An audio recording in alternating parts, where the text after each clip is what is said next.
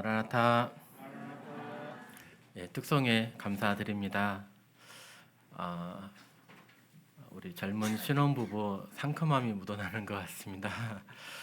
어, 주님 안에서 또 아름다운 또 사랑받는 그런 가정 되시기를 또 기도합니다. 아비가일 소그룹인가요?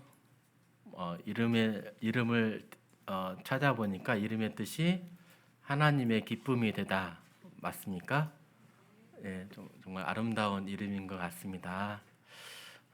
참 우리 자매님들 참 아름다우시고 또 고우시고 또 이쁘십니다. 하나님께서 말 그대로 정말 기뻐하시는 그런 자매님들이라고 생각이 됩니다. 어제 또 교회 안에서 결혼식이 있었습니다. 우리 신영 형제 박세희 자매 결혼식이 있었는데 야외 결혼식이었는데 오후 2시 넘어서까지 어둡고 비가 계속 내리더라고요. 근데 또 하나의 기적을 봤습니다. 언제 그랬냐는 듯 이렇게 날씨가 이렇게 맑아졌더라고요. 어느새 그러면서 하나님께서 또 은혜를 베푸시는구나 이렇게 생각을 해보게 되었습니다. 교회 안에 이렇게 결혼식이 많이 있어서 참 기쁘고 감사가 되는데 우리 태림 형제 결혼식이 9월 달인가요? 그런데 앞으로도 계속해서 교회 안에 결혼식이 있었으면 좋겠다 생각을 하게 됩니다. 네, 오늘 죄송합니다. 오늘 이제 에베소서 이제 3장 14절에서 21절 말씀을 준비했습니다. 제목을 이제 속사람을 강건하게라고 이렇게 정해봤는데요. 3장 14절에서 21절 같이 한번 교도하도록 하겠습니다.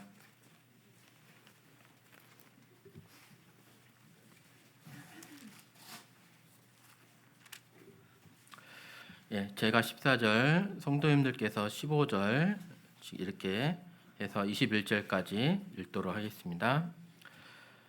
그러므로 내가 하늘과 땅에 있는 각 족속에게 그의 영광의 풍성함을 따라 그의 성령으로 말미암아 너희 속사람을 능력으로 강건하게 하시오며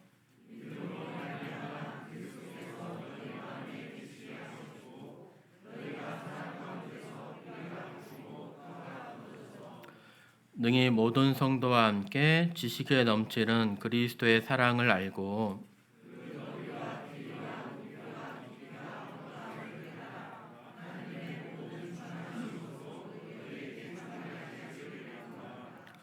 우리 가운데서 역사하시는 능력대로 우리가 구하거나 생각하는 모든 것에 더 넘치도록 능히 하실 이에게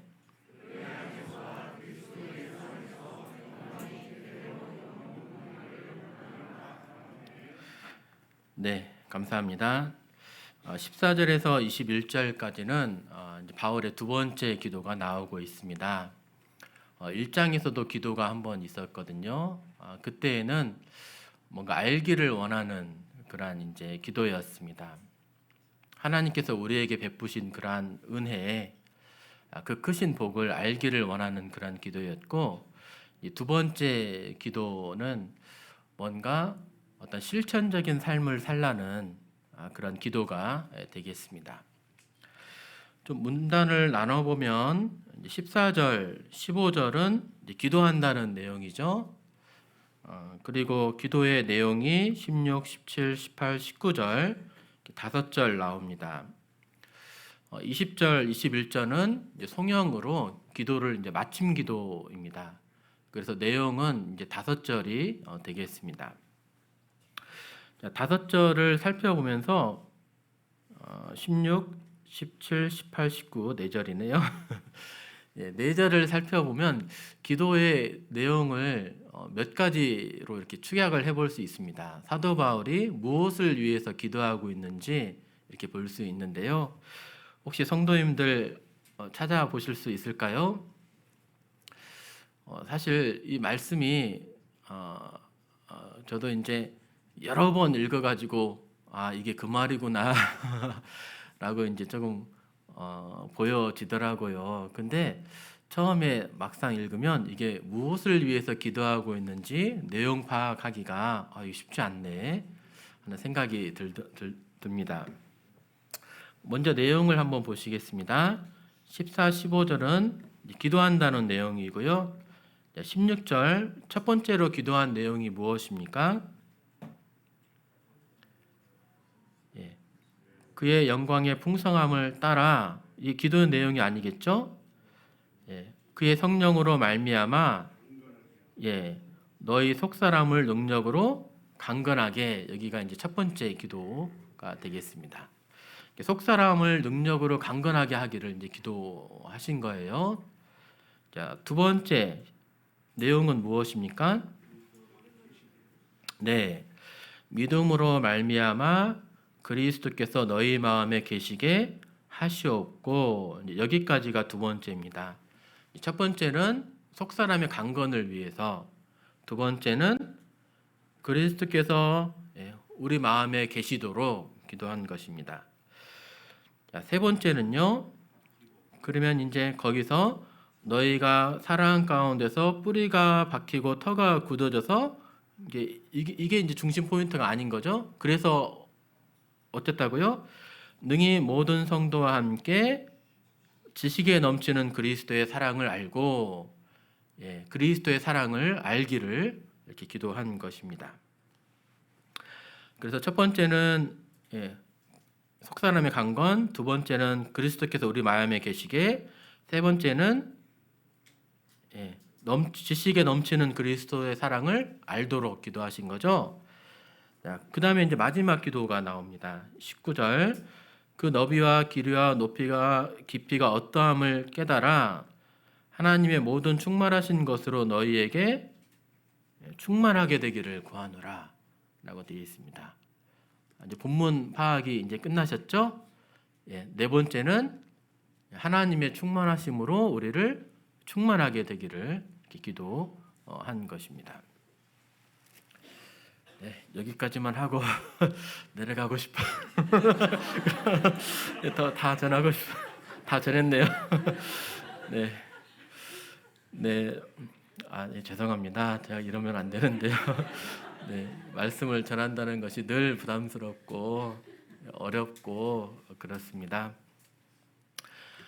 에베소서를 이렇게 다시 또 살펴보면 1장에서는 교회가 받은 그런 복들에 대해서 이렇게 말씀하셨습니다.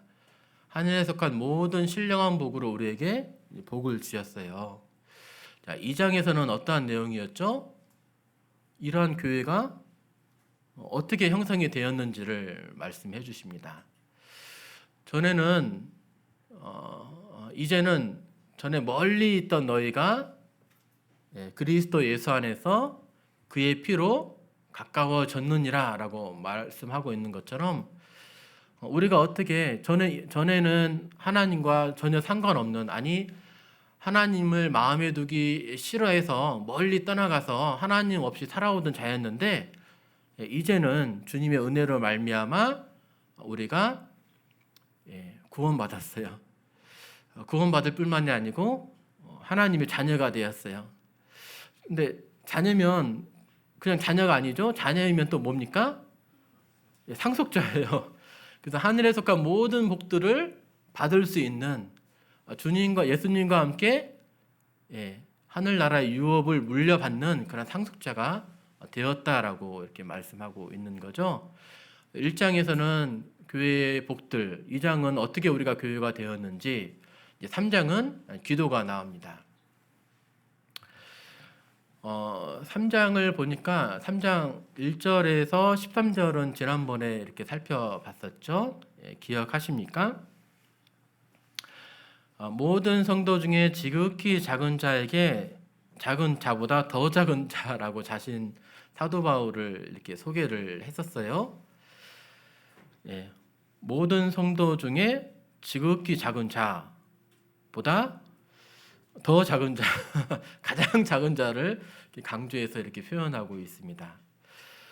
이러한 나에게 은혜를 주신 것은 그리스도의 풍성함을 이방인에게, 주님의 은혜가 얼마나 풍성한 분인지, 풍성한 것인지, 주께서 얼마나 은혜로우시고 풍성한 분인지를 나를 통해 알 수 있다.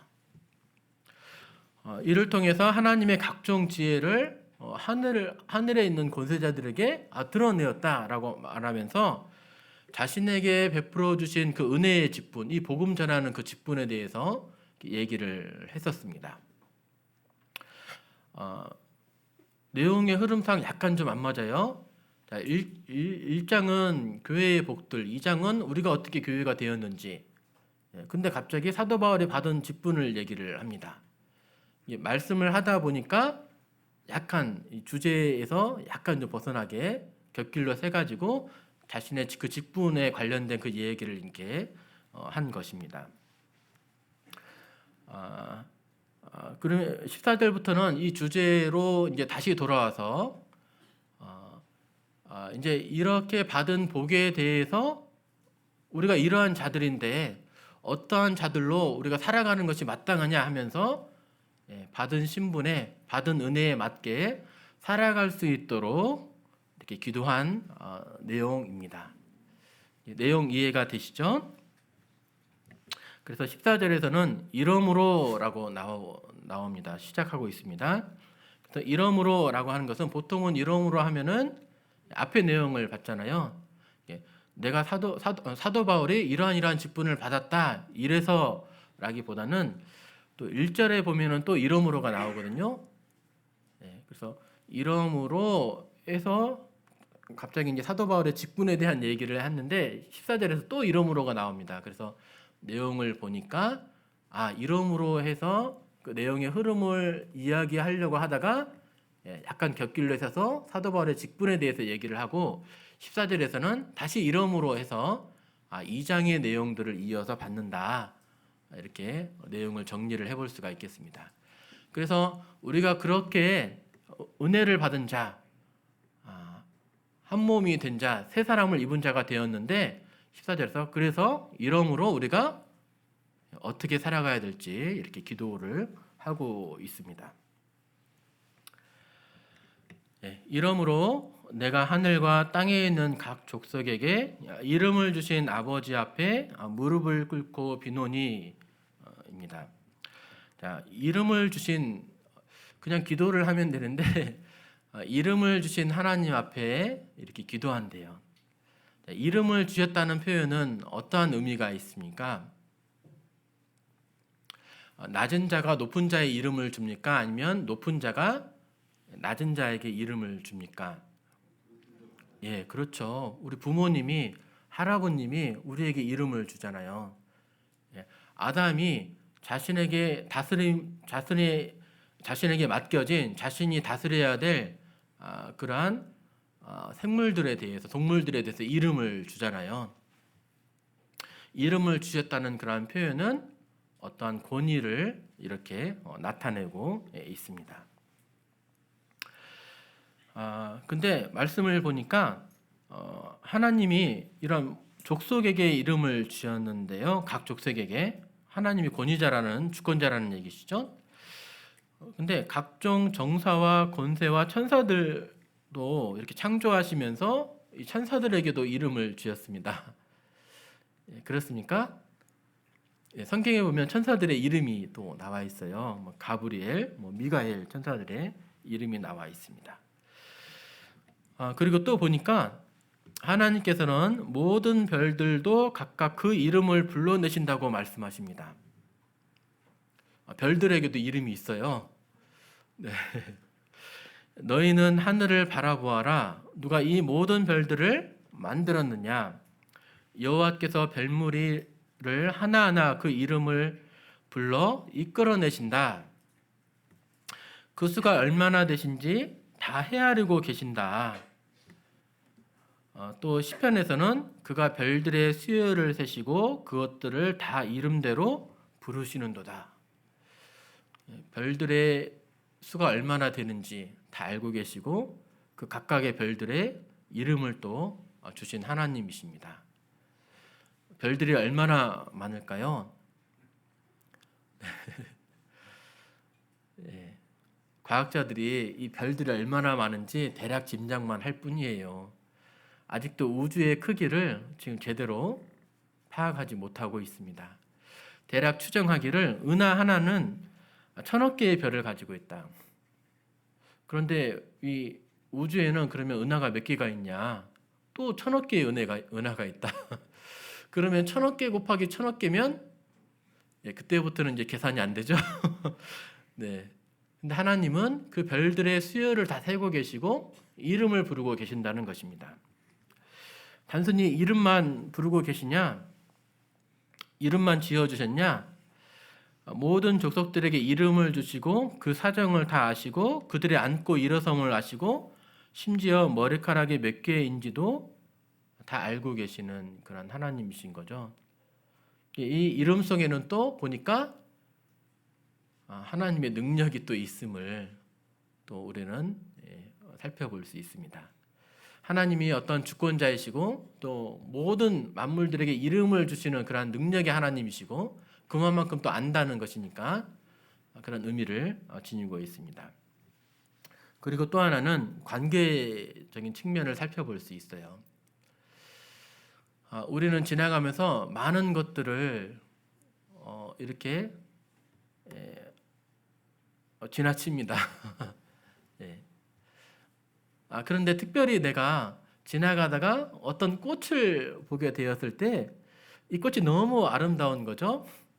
그냥 지나칠 수도 있는데 근데 그 꽃에게 너무 아름다워서 이름을 지어줍니다. 그냥 지나가다가 마주치는 그런 다른 만물들과 다르게 이 꽃에게는 내가 이름을 지어줬어요. 그럼 어떤 차이가 있는 거죠?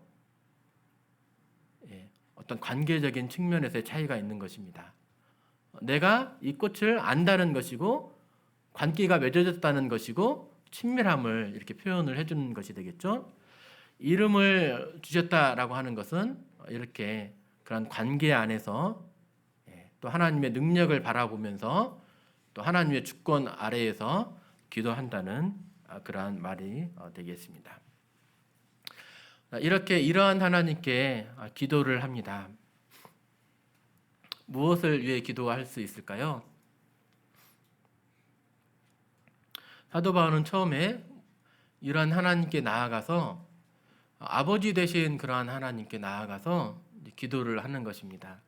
전에는 결코 그분 앞에 나아갈 수가 없는 자였는데 이제는 그분 앞에 직접 담대하게 나아가서 기도할 수 있습니다. 무엇을 기도를 할까요? 속사람을 능력으로 강건하게 하시기를 기도합니다. 어떤 영적인 그런 부분에 대해서 기도하는 것이고 또 내 자신을 위해서 기도하는 것이 아니라 성도들을 위해서 기도하는 그런 아름다운 모습을 살펴볼 수 있습니다. 근데 이러한 기도의 내용이 또 우리의 생각을 또 뛰어넘습니다. 하나님 이렇게 해주세요 라고 기도를 하는데요. 하나님처럼 풍성하게 해주세요 라고 이렇게 기도를 하는 것입니다. 그의 영광의 풍성함을 따라 그의 성령으로 말미암아 너희 속사람을 능력으로 강건하게 하시오며 라고 나오고 있습니다. 풍성함에서 강건하게 해주세요. 포인트가 풍성함에서 강건하게 해주세요. 또 풍성함을 따라 당신의 풍성함을 따라서 강건하게 해주세요. 어느 것이 더 큰 기도입니까? 첫 번째입니까? 두 번째입니까? 풍성함에서 우리를 강건하게 해주세요. 당신의 풍성함을 따라서 우리를 강건하게 해주세요. 어떤 게 더 큰 기도 같습니까? 어떤 게 더 많이 달라고 하는 그런 내용입니까? 그 풍성함에서 라고 하는 것은 뭔가 당신이 가지고 있는 것 중에서 일부를 주십시오라고 하는 그런 의미로 들려집니다. 근데 풍성함을 따라서는요, 당신의 풍성함에 비례해서 당신이 풍성하신 대로 우리를 강건하게 해주십시오 라고 이렇게 기도를 하는 것입니다. 우리 이렇게 기도해도 될까요? 당신의 풍성하신 대로 우리를 강건하게, 또 뒤에는 당신의 풍성하신 대로 우리를 풍성하게 해주십시오. 하나님 앞에 약간 조금 무례한 내용 아닌가요? 네. 그런데 이게 또 그게 아니더라고요.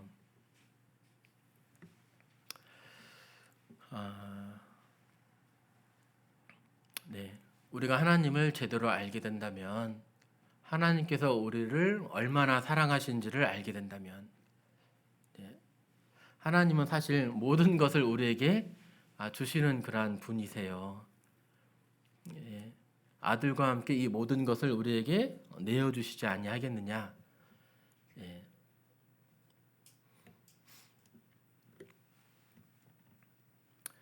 네. 하나님의 마음을 안다면, 하나님의 마음의 뜻을 알고 있다면, 그 사랑을 안다면, 그의 풍성함을 따라서 당신의 풍성하심대로 우리를 강건하게 해주십시오.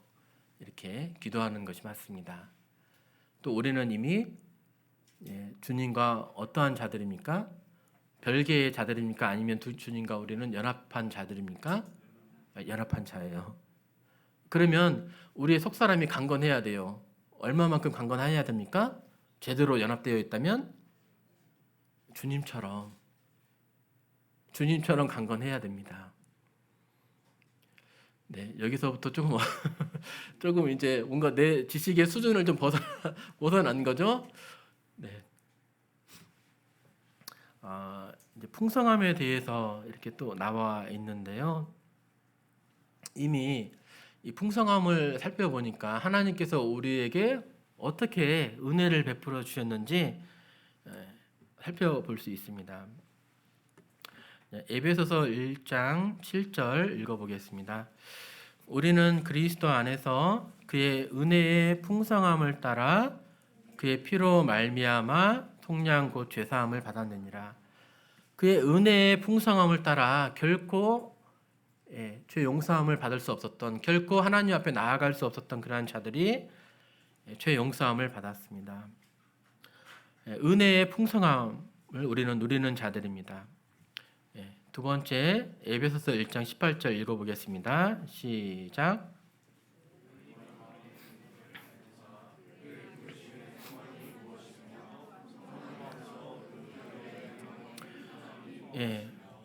너희 마음의 눈을 밝히사 눈을 열어주셨다는 거예요. 성도가 받는 그 기업의 영광의 풍성함이, 성도가 받는 그 기업의 풍성함을 보게 해달라고 기도하고 있습니다. 우리는 그러한 풍성한 기업을 받는 자들입니다. 자, 에베소서 2장 4절, 긍휼이 풍성하신 하나님이 우리를 사랑하신 그 큰 사랑을 인하여. 긍휼이 풍성하십니다. 우리는 이렇게 풍성하신 긍휼을 받고 누리는 자예요. 그 은혜의 지극히 풍성함을 오는 여러 세대에 나타내려 하심이라. 은혜의 어떤 하나님의 은혜의 일부분이 아닙니다. 그 풍성하신 은혜를 우리는 드러내는 자들입니다. 풍성하신 은혜인데 얼마만큼 풍성하냐? 지극히 풍성하신 은혜를 우리는 받아서 드러내는, 나타내는, 전하는 그러한 자들이 되었습니다. 하나님은 이렇게 풍성하신 그러한 분이십니다. 그래서 우리는 풍성하신 대로 믿음으로 이렇게 간구할 수 있는 것입니다. 그래서 풍성함에서 일부를 달라고 하는 것이 아니라 모든 풍성한 대로 우리의 속사람을 능력으로 강건하게 하시기를 이렇게 기도한 것입니다. 하나님의 마음에 합한 기도, 또 믿음대로 말씀대로 한 것이 어떠한 기도입니까? 모든 풍성함을 따라, 그의 영광의 풍성함을 따라 우리 속사람이 강건하게 되는 것이 이렇게 올바른 기도라고 할 수 있겠습니다. 존 뉴턴이라고 하신 분이 이렇게 말을 했습니다. 당신이 왕 앞에 나올 때는 그 어느 것도 너무 크다고 말할 수 없을 정도로 그분의 은혜와 능력이 크시기 때문에 큰 청구서를 가지고 오시오. 어떤 성도님이 저한테 이렇게 어떤 부탁을 하면은 뭐 어느 정도는 들어줄 수 있습니다. 근데 2번, 3번 액수가 막 점점 커져요. 막 그러면 어떻게 되죠? 마음이 굉장히 어렵고 막 힘들어지잖아요. 근데 하나님은 그러시지 않는다는 거예요. 왜냐하면 하나님은 자신의 모든 것을 내어주실 만큼 우리를 사랑하신다는 거예요. 그만한 사랑이 우리를 향해서 있으시다는 거죠. 또한 그것을 행할 수 있을 만큼, 저는 능력이 없어서 성도님들을 잘 섬길 수 없지만 하나님은 모든 것을 행하실 수 있을 만한 능력이 있으신다는 거죠. 그런데 또 하나님은 이것을 행하기를 또 기뻐하신다는 거예요. 왜요? 이를 통해 가지고 이를 통해 우리의 풍성함을 통해서 누가 또 영광을 받으십니까? 하나님의 사랑이, 하나님의 위대하심이, 하나님의 아름다우심이 드러나게 되니까 하나님이 또 영광을 받으십니다. 나폴레옹도 이와 비슷하게 말했다고 그래요. 나폴레옹 정복자 아니었습니까? 유럽 대륙을 정복한 그런 정복자. 근데 어떠한 사람이 피정복민이 나와가지고 나폴레옹에게 좀 커다란 지역을 좀 달라고 이렇게 무례한 요구를 했나 봐요. 그래서 그 참모 총장들이 아니 이 사람 좀 무례합니다. 라고 이렇게 해서 결코 들어줄 수 없습니다. 이렇게 말을 했는데 결국은 이 사람이 나폴레옹 앞에 가서 말을 하게 되고 나폴레옹이 주라는 거예요. 원하는 대로 주라는 거예요. 그러면서 하는 말이 그는 엄청나게 큰 것을 요청함으로 나를 찬정했다. 나를 이렇게 위대하게 생각하는 사람을 모른 채 할 수가 없다. 자신의 덕을 이렇게 높이는 사람이다. 나를 이렇게 위대하게 생각하는 사람이다라고 말을 이렇게 하는 거죠. 네. 우리가 하나님의 성품을 잘 알고 있다면, 하나님의 위대하심을 알고 있다면, 그분이 이미 나에게 어떻게 행하셨는지를 알게 된다면 우리는 이렇게 기도할 수가 있을 것입니다. 첫 번째 기도는 속사람을 능력으로 강건하게입니다. 속사람은 무엇입니까? 일단 성경에서는 겉사람이 있고 속사람이 있습니다.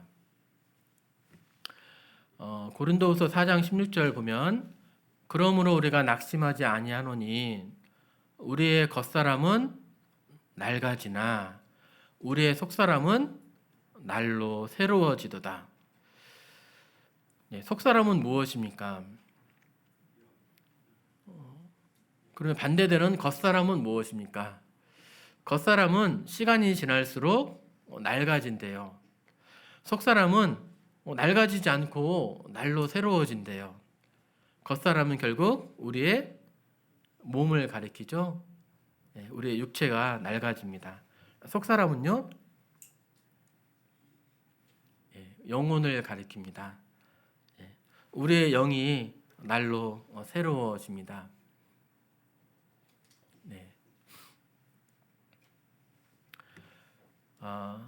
우리가 거듭난 것은 무엇이 거듭났습니까? 우리 겉사람 육체가 거듭났습니까? 전에는 쭈글쭈글 했었는데 이제는 빛나는 광채의 몸을 입으셨습니까 혹시? 네, 그러지 않죠. 우리 겉사람은 아직 구속되지 못했어요. 근데 우리가 구원받은 것은 무엇입니까? 영이 구원받았습니다. 다시 말하면 우리의 진짜 나인 속사람이 구원받은 거예요. 그래서 요한복음 3장에서 예수님께서 말씀하시길 니고데모와 대화 도중에 영으로 난 것은 영이요 육으로 난 것은 육이다. 성령으로 난 것은 그럼 무엇입니까? 우리 영이죠. 영으로 난 것은 영이니까 성령으로 우리는 거듭나는 거 아닙니까? 성령으로 우리는 우리의 영혼이 구원받는 것입니다. 더 나아가서 우리 겉사람, 우리의 몸은 구속이 됩니까? 구원받습니까? 네, 구원받죠. 언제 구원받습니까? 주님의 몸처럼 우리가 몸의 구속을 우리도 기다리고 있습니다. 주님이 육신을 입고 부활하신 것처럼 우리도 변화된 몸을 받게 될 것입니다. 그게 언제입니까? 주님께서 다시 오실 때 우리의 몸도 이제 변화된 몸을 입을 것입니다. 이 속사람의 특성이 있습니다. 로마서 7장 22절 말씀을 보면 내 속사람으로는 하나님의 법을 즐거워하되라고 되어 있습니다. 그렇죠. 우리의 거듭난 영혼이 이런 진리를 기뻐하는 거예요. 주님과 교제를 사모하는 거예요. 그래서 오늘 예배 시간에도 그러셨잖아요. 입을 크게 벌려서 우리 주님을 찬양하는 것이 좋으니까 주님을 찬양하고 아멘으로 화답하면서 주님께 감사의 예배를 우리는 드렸습니다. 우리는 이것을 기뻐합니다. 하나님의 법을 즐거워합니다. 이게 내 안에 있는 속사람의 특징이죠. 근데 매번 이렇게 즐거워하기를 바라지만 어떻습니까? 속사람의 특징이 두 번째가 있는데 죄로 인해서 공고해 줄 수 있다는 것입니다. 공고하다라는 것은 괴롭다, 비참하다라는 거죠. 푹 처져가지고 네, 네 이렇게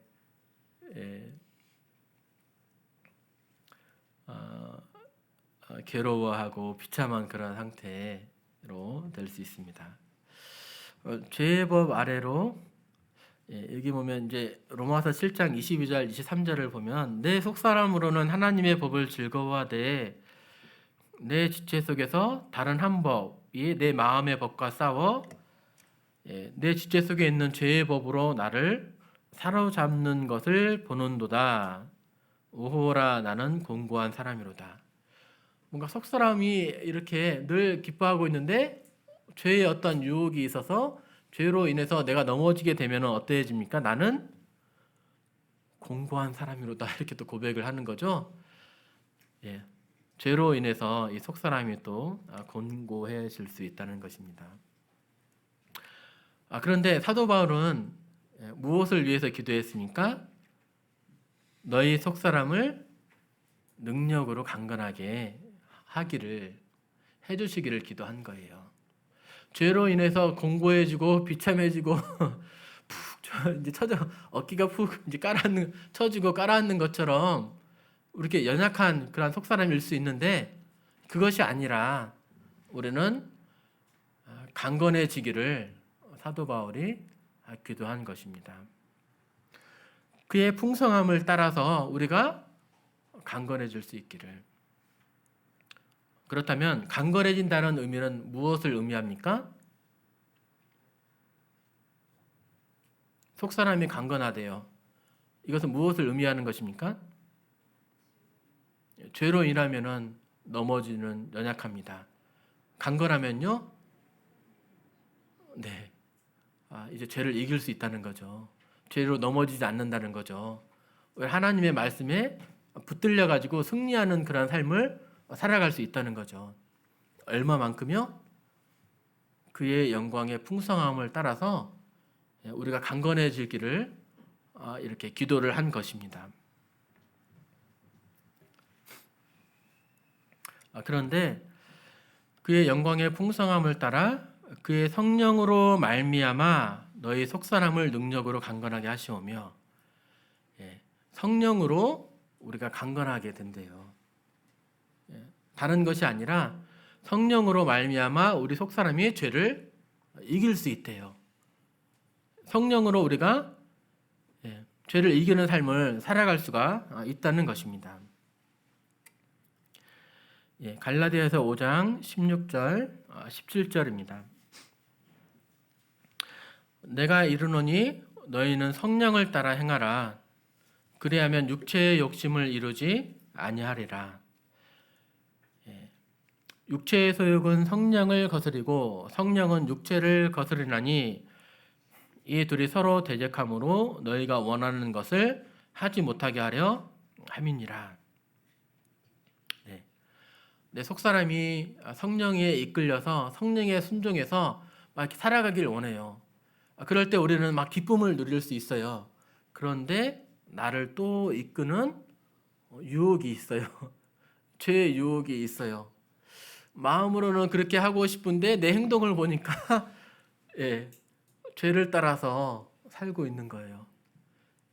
그럴 때 또 어깨가 푹 내려 깔아앉고 마음이 처지고 공고함에 또 빠지잖아요. 이렇게 성령과 어떤 죄의 법이 서로 대적한다. 서로 나를 지배하기 위해서 서로 싸우고 있다라는 그런 것입니다. 내가 무엇에 따라 살아갈 때, 내가 무엇에 순종할 때 이렇게 달라진다는 거예요. 성령에 따라서 삶을 살아가느냐, 아니면 죄의 법을 따라서, 죄의 즐거움을 따라서 살아가느냐에 따라서 이렇게 달라진다는 것입니다.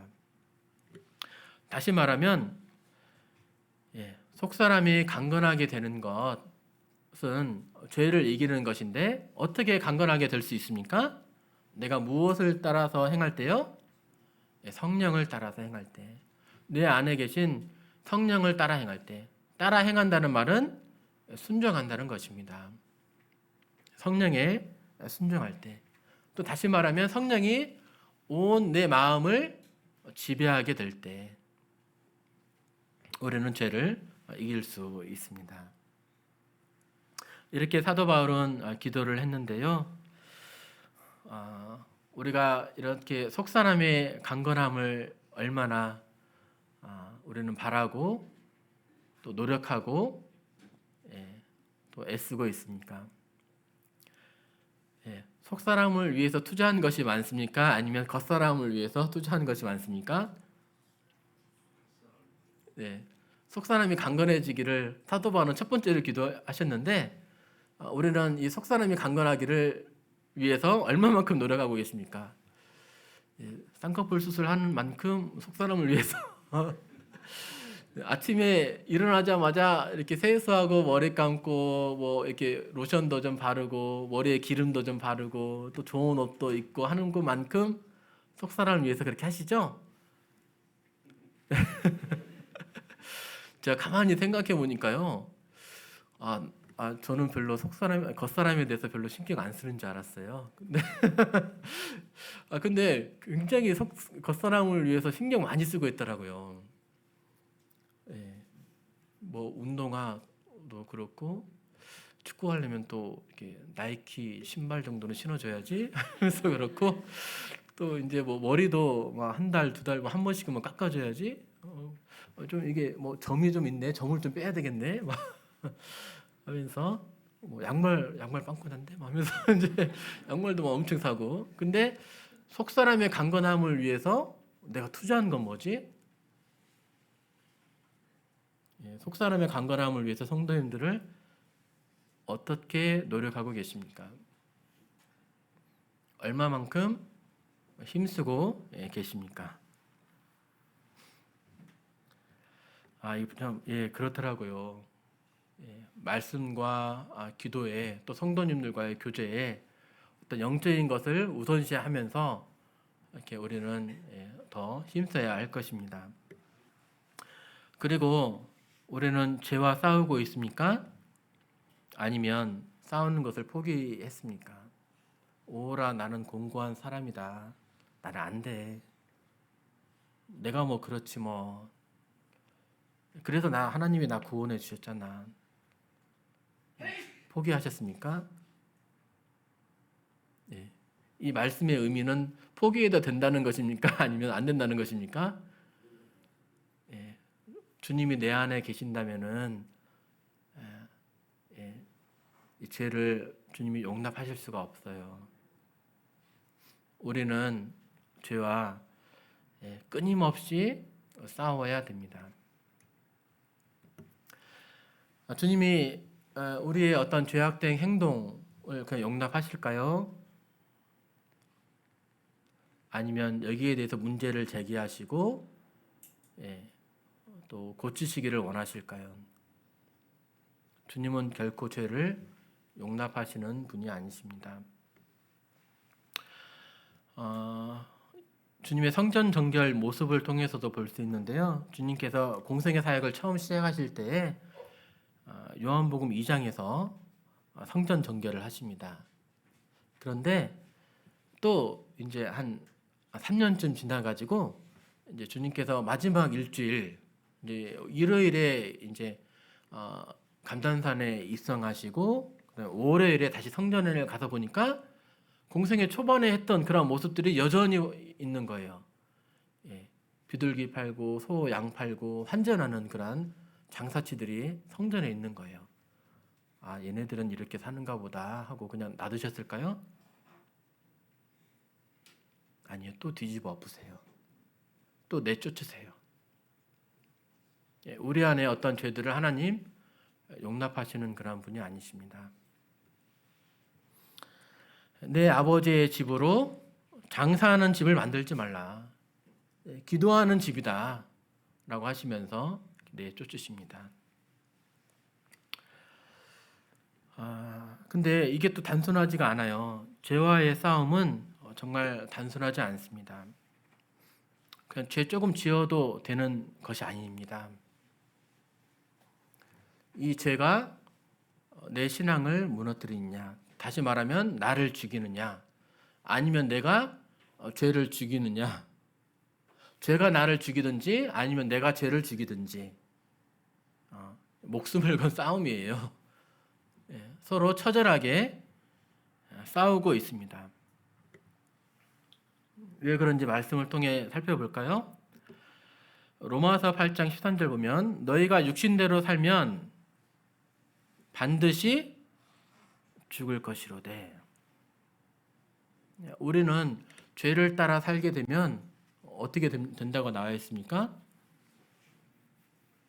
우리는 여기에 있을 필요가 없어요. 죄에 이끌려서 죄를 따라 살기 위해서 우리가 여기에 있는 것이 아니에요. 그래서 때로는 하나님께서 우리를 심판하시기도 하세요. 질병을 가져다 주시기도 하시고요. 또 너희 중에 잠자는 자가 적지 아니하도다라고 했는데 잠은 무엇입니까? 성도들의 죽음을 가리키는 완곡한 어법이에요. 그렇죠? 주님이 데려갈 수도 있습니다. 너희가 육신대로 살면 반드시 죽을 것이로되 영으로서 몸의 행실을 죽이면 몸의 행실을 죽이면 살 것이다. 즉 죄악된 행실을 죽이라는 말씀이잖아요. 이렇게 죄를 죽이라는 것은 명령입니다. 그러므로 땅에 있는 지체를 죽이라. 곧 음란과 부정과 사욕과 악한 정욕과 탐심이니 탐심은 우상 숭배니라. 땅에 있는 이 지체, 이 죄악된 행실을 어떻게 하라고요? 죽이라라고 되어 있습니다.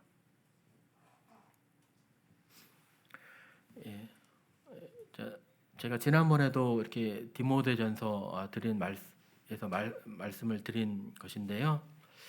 디모데전서 1장 19절, 20절 한번 읽어보겠습니다. 시작. 믿음과 착한 양심을 가지라. 어떤 이들은 이 양심을 버렸고 그 믿음에 관하여는 파선하였느니라. 그 가운데 후메네오와 알렉산더가 있으니 내가 사탄에게 내준 것은 그들로 훈계를 받아 신성을 모독하지 못하게 하려 함이라. 믿음과 착한 양심이 성도들의 행실이어야 돼요. 근데 양심을 버렸어요. 자, 믿음과 양심은 별개입니까? 믿음과 어떤 선한 믿음과 행실은 별개입니까? 그렇지 않아요. 단순히 이 후메네오와 알렉산더는 양심을 버렸다고 생각할 수 있습니다. 나는 계속 주님을 따라가길 원해요. 나는 성도들과 교제하길 원해요. 그런데 재물도 원해요. 그래서 잠깐 속였을 뿐이에요.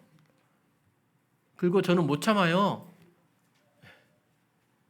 내 자존심을 꺾을 수 없어요. 누군가 내 자존심을 건드리면 저는 폭발할 거예요. 함께 할 수가 없다는 것입니다. 어떤 이들은 이 양심을 버렸고 그 믿음에 관하여는 파산하였느니라. 양심을 버리면 결국 믿음이 파산하게 됩니다.